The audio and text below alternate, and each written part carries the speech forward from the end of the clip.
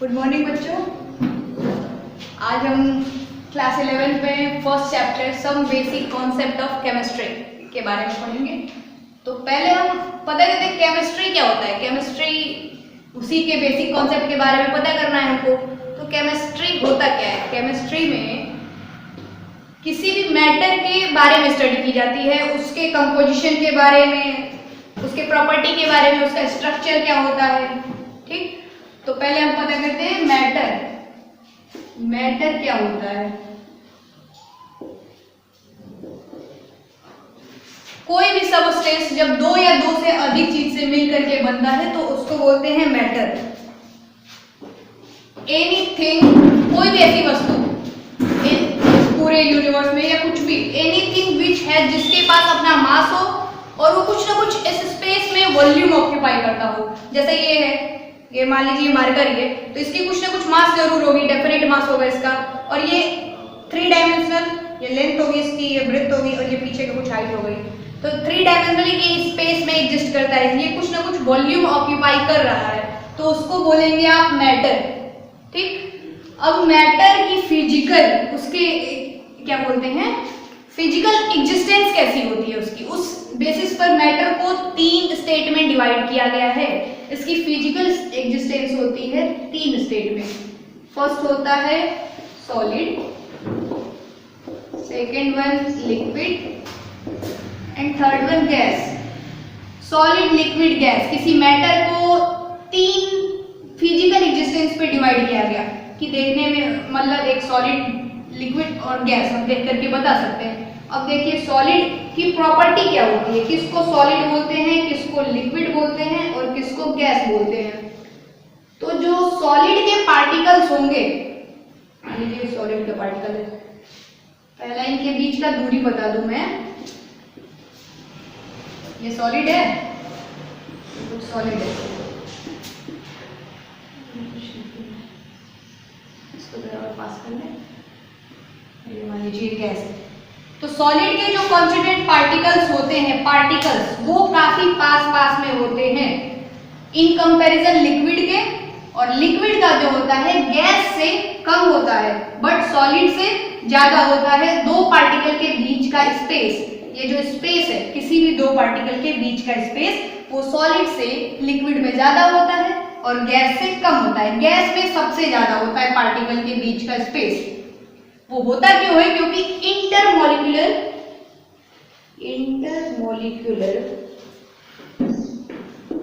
Force of attraction, नाम सुने होंगे, force of attraction, intermolecular force of attraction solid में सबसे ज्यादा होता है, मैक्सिमम। ठीक है, फिर इससे थोड़ा कम लिक्विड में होता है और सबसे कम इंटरमॉलिक्यूलर फोर्स ऑफ अट्रैक्शन होता है गैस में। इसमें होता है, गैस में सबसे मिनिमम होता है। ठीक है, अच्छा ये इंटरमॉलिक्यूलर फोर्स ऑफ अट्रैक्शन पता है ना, किसी भी 2 पार्टिकल के बीच में लगने वाला attractive force intermolecular force of attraction कहलाता है। ठीक, तो इस हिसाब से क्या होता है इंटरमॉलिक्यूलर फोर्स ऑफ अट्रैक्शन, मतलब 2 पार्टिकल के बीच में लगने वाला जो अट्रैक्शन फोर्स है, मतलब बांधना है, जो 2 पार्टिकल को बांधने की बात कर रहा है, तो वो अगर ज्यादा रहता है, जिससे क्या होता है पार्टिकल्स क्लोजली पैक्ड होते हैं, इधर उधर नहीं जा सकते हैं। तो सॉलिड में क्या होता है कि इसके पार्टिकल ज्यादा इधर उधर वाइब्रेट नहीं करते हैं, इसमें थोड़े से मूव कर सकते हैं और ये तो पूरा फ्री रहता है, इसके पार्टिकल्स कहीं भी इधर उधर कहीं भी जा सकते हैं। ये बेंड, लेकिन ये मतलब in solid tightly bend up होते हैं, इससे थोड़ा सा लूज बेंड अप लिक्विड होता है, गैस फ्री रहता है, गैस के पार्टिकल्स फ्री रहते हैं। ठीक है, और चलिए, तो ये हो गया इंटरमॉलिक्यूलर फोर्स की बात, इसमें सबसे ज्यादा, फिर इससे कम इसमें और इसमें सबसे कम गैस में होता है। ये आप 9th में पढ़े होंगे। अब देखिए क्या होता है कि सॉलिड के जो फिक्स पार्टिकल्स होने की वजह से, मतलब सॉलिड का पार्टिकल ज्यादा मूव नहीं कर सकता है, जिसकी वजह से मान लीजिए इतने में है तो इसके पार्टिकल्स यहाँ हैं, तो ज्यादा से ज्यादा हुए तो थोड़ा सा इधर होंगे, ज्यादा मूव नहीं करेंगे, जिसकी वजह से इनका जो वॉल्यूम होगा, वॉल्यूम इस वजह से क्या होगा, फिक्स्ड वॉल्यूम होगी, इसकी फिक्स्ड वॉल्यूम होगी। इसकी वॉल्यूम बताइए क्या होगी, इसकी वॉल्यूम फिक्स्ड होगी क्या, लिक्विड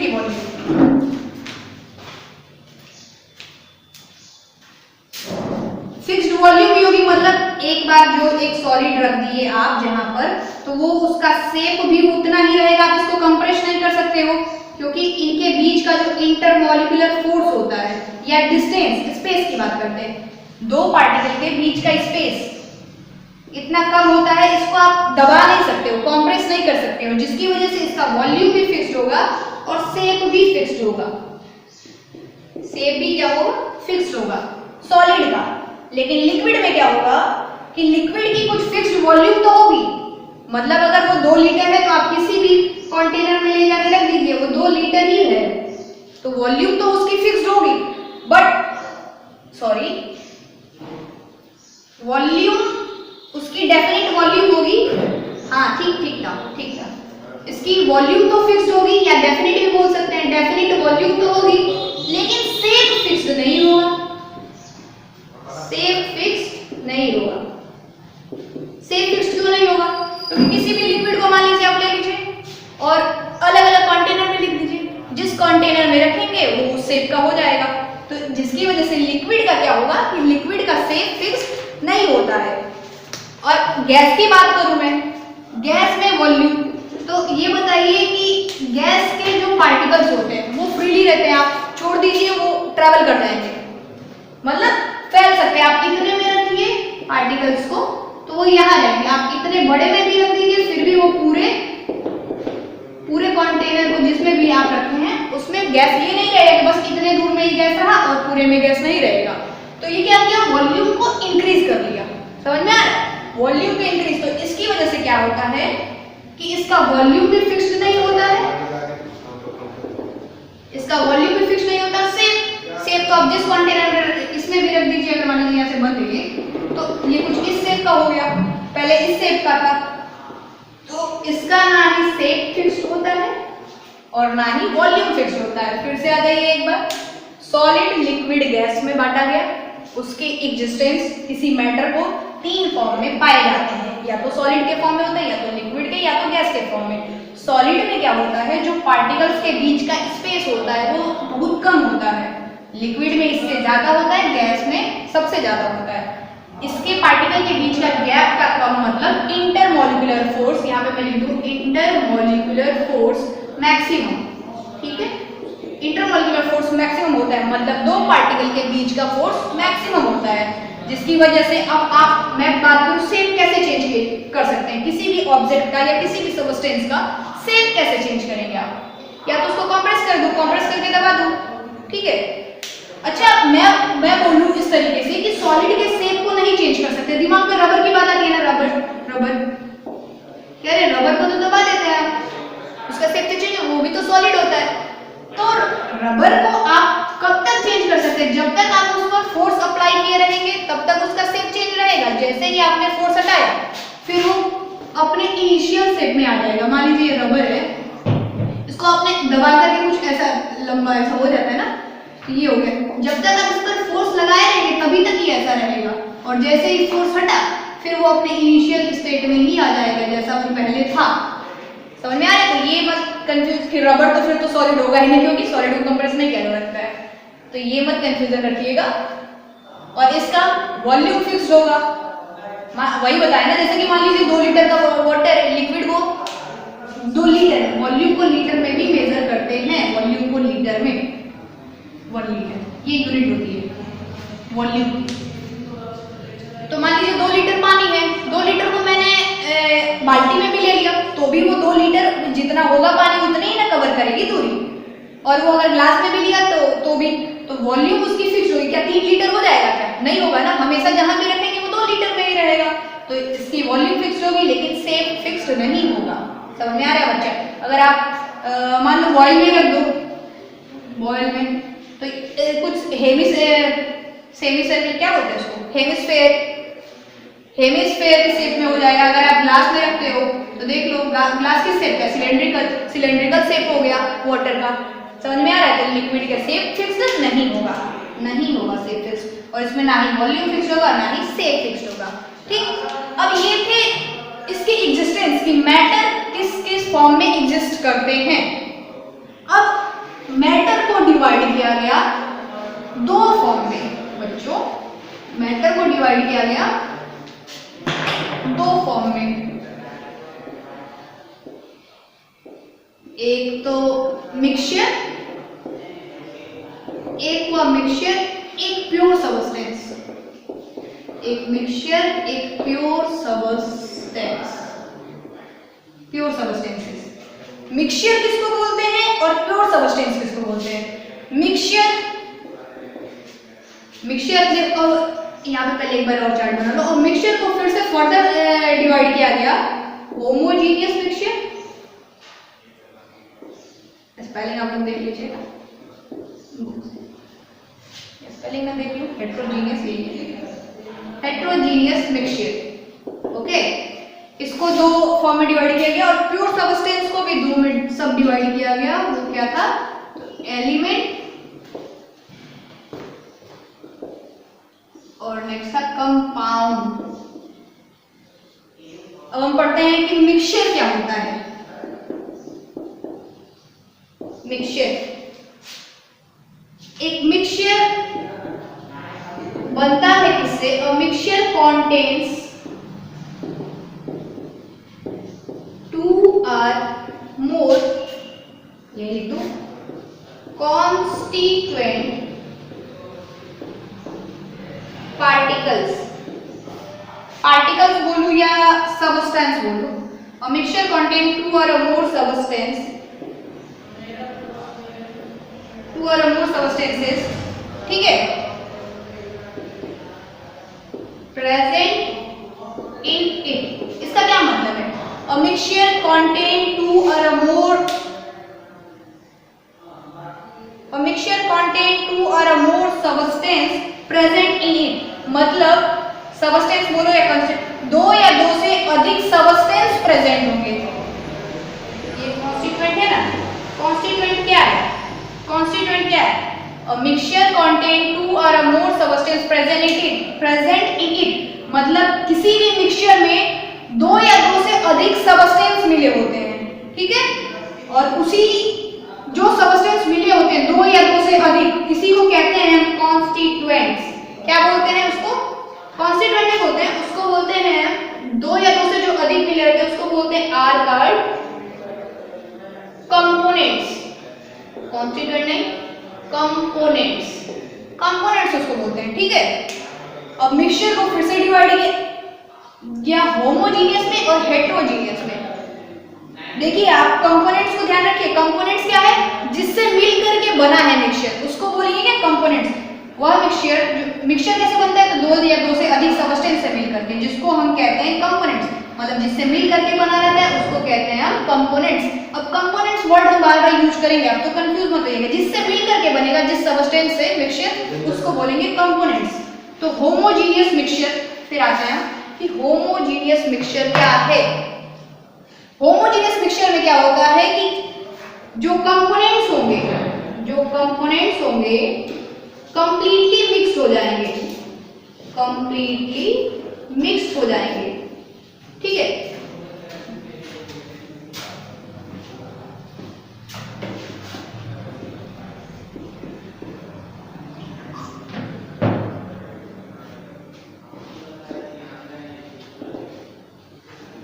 यूनिफॉर्म, और इसमें क्या होगा? तो कंप्लीटली मिक्स नहीं होंगे,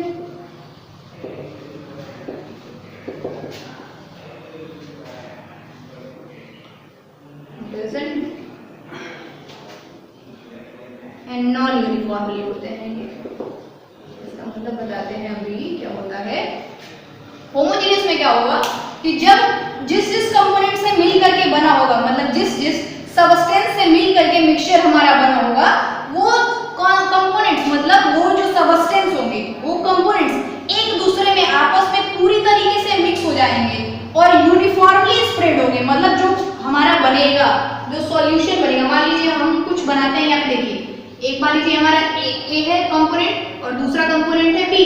इसका मान लीजिए कुछ ऐसा स्ट्रक्चर है, मान लीजिए कुछ ऐसा स्ट्रक्चर है, ठीक है, और इसका कुछ ऐसा है, या मैं इसको स्टार ना लेकर के इसको मैं सॉलिड ले लूं और इसको कुछ बोलो ऐसा है, ठीक है। ये ए कंपोनेंट है और ये बी कंपोनेंट है, और जब ये मिक्स होता है तो ये यूनिफॉर्मली स्प्रेड होगा बच्चे, मतलब कुछ 5 चीजें ठीक है, ये यूनिफॉर्मली स्प्रेड होगा, मतलब चारों तरफ एक बराबर होगा। और यहाँ पे क्या होगा कि ये तो कंप्लीटली मिक्स होंगे नहीं, एक तो नॉन यूनिफॉर्मली होगा, मतलब चारों तरफ यूनिफॉर्मली स्प्रेड फैलेगा नहीं चारों तरफ से। ठीक है, अब इसका एग्जांपल देखिए, जैसे कि मैं शुगर सॉल्यूशन या साल्ट सॉल्यूशन ले लूं, ठीक है, शुगर सॉल्यूशन ले लीजिए या साल्ट ले लीजिए, शुगर या साल्ट इन वाटर। अगर कुछ ऐसा आप लोगे, क्या देखोगे, पानी में जब आप डालते हो उसको डिजोल्व करते हो, वो कंप्लीटली मिक्स हो जाता है। क्या मिला लीजिए, मान लीजिए पूरी तरीके से डिजोल्व कर दिया शुगर को या साल्ट को, तो क्या साल्ट की जो मात्रा होती है, कंपोजिशन होता है, वो कहीं ज्यादा कहीं कम होता है क्या? नहीं, वो यूनिफॉर्मली पूरे सॉल्यूशन में यूनिफॉर्म होता है, हर जगह एक बराबर होता है। तो वैसे मिक्सचर को कहेंगे होमोजेनियस मिक्सचर। और इसका एग्जांपल हो जाएगा, जैसे किसी एक शुगर ही ले लीजिए, शुगर और साल्ट, इन दोनों को मिला दीजिए, जरा इन दोनों को मिला दीजिए, मिक्सचर बनाइए। और क्या, अब देखिए क्या वो यूनिफॉर्मली, मान लीजिए जैसे मैं ली कुछ, ये सॉलिड है शुगर, मान ये शुगर का है सॉलिड वाला, और साल्ट को मान लीजिए हम दिखा रहे हैं ऐसे फॉलो से, ठीक है, ये साल्ट है। तो हम मिक्स करेंगे तो जरूरी नहीं है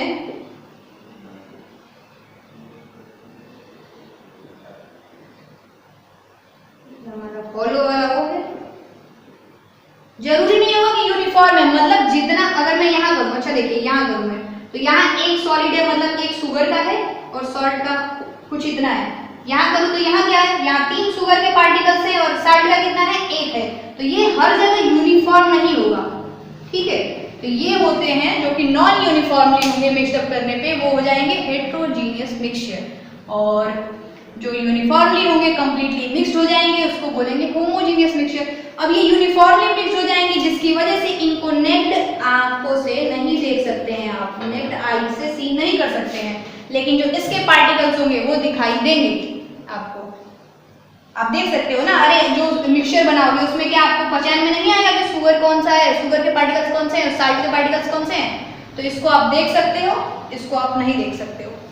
इसके में भी कुछ होता है जो कि नेक्ड आंखों से नहीं देखोगे, बट माइक्रोस्कोप से ये दिख जाएगा हेट्रोजीनियस में, ठीक। तो ये थे हमारे मिक्सचर के सब डिवीजन। अब बात करेंगे प्योर सबस्टेंस की। प्योर सबस्टेंस किसको बोलते हैं? ये मिक्सचर से कैसे अलग होता है, पहले ये सुनिए, मिक्सचर से अलग कैसे होता है। मिक्सचर क्या था, जब 2 या 2 से अधिक कॉन्स्टिट्यूएंट सबस्टेंस मिलते थे तो मिक्सचर बनता था। लेकिन प्योर सबस्टेंस में क्या होगा, ये भी वही है कि 2 या 2 से अधिक कंपोनेंट से मिल करके बनेगा, लेकिन इसको आप फिजिकल मेथड से सेपरेट नहीं कर सकते हैं। आप प्योर सबस्टेंस को आप फिजिकल मेथड से सेपरेट नहीं कर सकते। मिक्सचर को आप कर सकते थे, लेकिन इसको आप नहीं कर सकते हैं। फिजिकल मेथड क्या, जैसे कि फिल्ट्रेशन, हैंड पिकिंग। मान लीजिए जो हम चावल से वो जो निकालते हैं, धान बोल दो या फिर ये कोई भी हम ईंट पत्थर जो भी निकालते हैं, तो वो हैंड पिकिंग मेथड। फिल्ट्रेशन ये आप 10th में 9th में पढ़ कर के आए होंगे, ये सब फिजिकल मेथड। तो वही हम फिजिकल मेथड से जिस मिक्सचर को नहीं सेपरेट कर सकते हैं, वो चला जाता है हमारा मैटर को, वो सब डिवाइड हो जाता है प्योर सबस्टेंस में। और प्योर सबस्टेंस में एलिमेंट क्या होता है और कंपाउंड क्या होता है। तो एलिमेंट क्या होता है बच्चा, एलिमेंट भी बना रहता है एक या एक से अधिक टाइप ऑफ पार्टिकल से। एलिमेंट्स बना रहता है सिर्फ ओनली 1 टाइप ऑफ पार्टिकल से, ओनली 1 टाइप ऑफ पार्टिकल से मिलकर के बनता है, तो वो होता है एलिमेंट, ठीक है। और कंपाउंड क्या होता है, इसी का सेकंड है ना, ये एलिमेंट था। तो कंपाउंड क्या होता है, ये 1 डिफरेंट टाइप्स ऑफ पार्टिकल से मिलकर के बनता है, तो वो बनता है क्या, होता है कंपाउंड। एलिमेंट क्या होता है, एक टाइप ऑफ पार्टिकल से मिलकर के बनेगा, और ये क्या होगा, डिफरेंट टाइप ऑफ पार्टिकल से मिलकर के बनेगा। अब ये एक टाइप ऑफ पार्टिकल से मिलकर के बनने का मतलब ये नहीं होगा कि एक ही एटम से मिलकर के, जरूरी नहीं है। जैसे कि अगर मैं बात करूं तो वो होता है एलिमेंट, एक एटम से भी मिलकर के बन सकता है, मेनी एटम से भी मिलकर के बन सकता है। जैसे कि एलिमेंट क्या है, नाइट्रोजन। नाइट्रोजन हमेशा, अच्छा एक एलिमेंट बात कर लूं पहले मैं, सोडियम,